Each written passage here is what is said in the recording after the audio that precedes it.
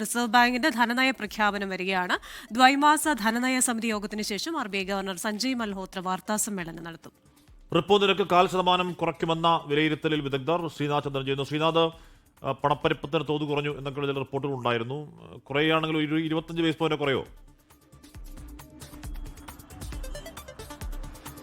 25 basis point കുറയും എന്നതാണ് പൊതുവെ വിദഗ്ധരുടെ ഒരു അനുമാനം. അങ്ങനെയെങ്കിൽ റിപ്പോ നിരക്ക് 5.25% കുറയും. കഴിഞ്ഞ ഈ വർഷം ഫെബ്രുവരി മുതലുള്ള കണക്ക് പരിശോധിക്കുമ്പോൾ 100 ബേസിസ് പോയിന്റ് കുറവ് ഇതിനോടകം തന്നെ വരുത്തിയിട്ടുണ്ട്. കഴിഞ്ഞ ദ്വൈമാസ ധനനയ സമിതി യോഗത്തിന് ശേഷം RBI ഗവർണർ മാധ്യമങ്ങളെ കണ്ടപ്പോഴും പറഞ്ഞത് അദ്ദേഹം ഇനിയും ഒരു റേറ്റ് കട്ട്, ഈ പലിശ നിരക്കിൽ ഒരു കുറവ് വരുത്താനുള്ള സാധ്യത ഇനിയും മുന്നിലുണ്ട് എന്നത് തന്നെയാണ്.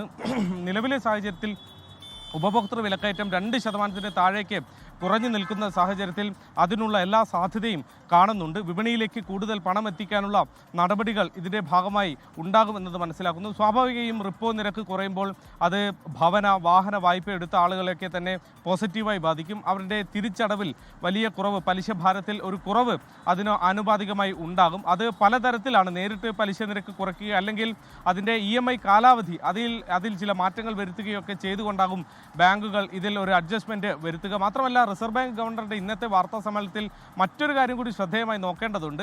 നമുക്കറിയാം, രൂപയുടെ നിലവാരം അത് ഡോളറുമായി താരതമ്യം ചെയ്യുമ്പോൾ കഴിഞ്ഞ ദിവസങ്ങളിൽ ഇടിഞ്ഞ് 90-ന് മുകളിലേക്ക് വരെ അത് വീണ ഒരു സാഹചര്യം ഉണ്ടായിരുന്നു. പിന്നീട് ഇന്നലെ ഒരല്പം ഭേദപ്പെട്ടെങ്കിലും അത് വലിയൊരു തിരിച്ചടിയിലേക്ക് പോകാൻ ഇനിയും 91-ലേക്ക് പോയാൽ പോലും അത്ഭുതപ്പെടേണ്ട എന്നൊരു സാഹചര്യത്തിലേക്ക് എത്തിയിട്ടുണ്ട്. RBI ആവട്ടെ നിലവിൽ ഡോളർ വിറ്റഴിച്ചുകൊണ്ട് ഈ രൂപയെ പിടിച്ചു നിർത്താനുള്ള നടപടികൾ തൽക്കാലത്തേക്ക് ഒന്ന് മന്ദഗതിയിലാക്കും എന്ന് തന്നെയാണ് മനസ്സിലാക്കുന്നത്. കാരണം അടിസ്ഥാനപരമായ ഘടകങ്ങൾ രൂപയുടെ ഈ വീഴ്ച തടയുന്നതിന് അത് അനുകൂലമായിട്ടല്ല. അതുകൊണ്ട് ഡോളർ ഇങ്ങനെ വിറ്റഴിച്ച് ഉള്ള ഒരു രൂപയെ പിടിച്ചു നിർത്താനുള്ള ശ്രമങ്ങൾ അത് കാര്യമായി ഫലം കാണില്ല എന്നൊരു നിഗമനത്തിലേക്ക് RBI കൂടി എത്തിയിട്ടുണ്ട്. അതുകൊണ്ട് ഇന്ന് ഇതുമായി ബന്ധപ്പെട്ട് കൂടി RBI ഗവർണറുടെ വാക്കുകളിൽ എന്തൊക്കെ പ്രഖ്യാപനങ്ങൾ ഉണ്ടാകും എന്നതുകൂടി ശ്രദ്ധേയമാണ്. ഹാഷ്മി, ക്രിസ്റ്റീന.